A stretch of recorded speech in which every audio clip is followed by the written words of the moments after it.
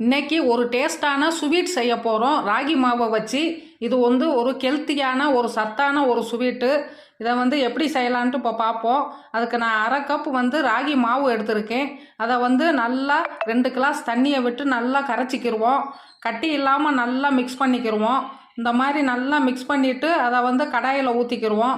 ஊற்றிட்டு அப்படியே நல்லா மிக்ஸ் பண்ணிகிட்டே இருக்கணும். அப்படியே கைவிடாமல் கிண்டிகிட்டே இருக்கணும், இல்லாட்டி கட்டி பட்டுரும். இப்போ கொஞ்சம் எண்ணெய் நல்லெண்ணெய் விட்டு விட்டு திரும்ப கிண்டிகிட்டே இருக்கணும். இப்போ இதுக்கு நான் அதே அளவு அரை கப்பு நாட்டு சர்க்கரை எடுத்திருக்கேன். அதையும் போட்டுவிட்டு நல்லா அப்படியே ஒரு பிஞ்ச் உப்பு போட்டுவிட்டு நல்லா கலந்து விட்டுட்டே இருந்து மாவு நல்லா வெந்து வரும் கொதிச்சு. இந்த மாதிரி இருக்கும்போது ஏலக்காய் தூள் 1 ஸ்பூன் போட்டுவிட்டு அதையும் கலந்து விட்டுட்டு 1/4 கப்பு பால் ஊற்றிருக்கேன்.